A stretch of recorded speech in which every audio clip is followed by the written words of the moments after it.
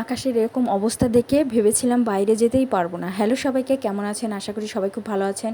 এই যে আমরাও মোটামুটি আছি।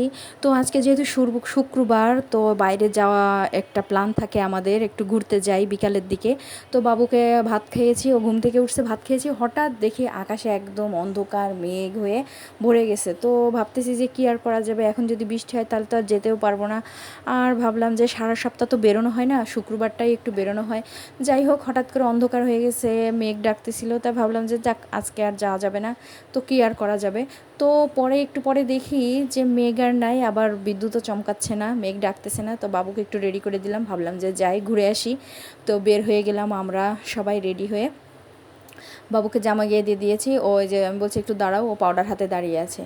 তো আমরা এই যে চলে আসলাম এখানে, রাসেল পার্কের অপোজিটে একটা মেলা হচ্ছিল, তো ওই মেলাটায় আসলাম। এখানে এই নৌকাটা দেখে খুব ভয় করছিল, আমি অনেক দিন আগে একবার চড়ছিলাম, এত ভয় লাগছিল আমার।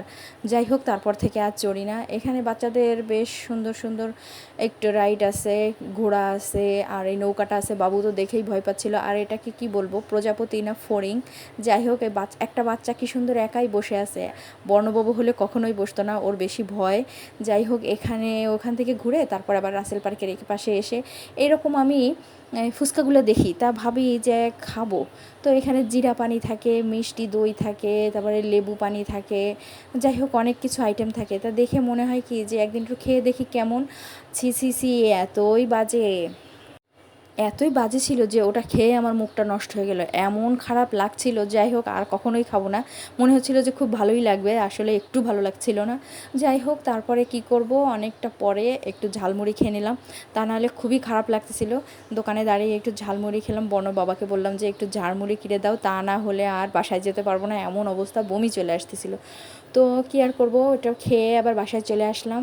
এই যে আমরাও বাসায় আসছি 15-20 মিনিট পরে, এইবার শুরু হয়ে গেছে ঝড় বৃষ্টি, বিদ্যুৎ চমকানো। যাই হোক, অন্ধকার বোঝা যাচ্ছে কিনা জানি না, তবে অনেক বিদ্যুৎ চমকাচ্ছিল আর অনেক বৃষ্টি হচ্ছিল, জানলাই খোলা যাচ্ছিল না। তো কোনো রকম একটু ভিডিও করলাম। তো ঠিক আছে, টাটা, বাই বাই, দেখা হবে নেক্সট ব্লগে। আমার ভিডিও ভালো লাগলে লাইক কমেন্ট ও শেয়ার করে দেবেন। টাটা।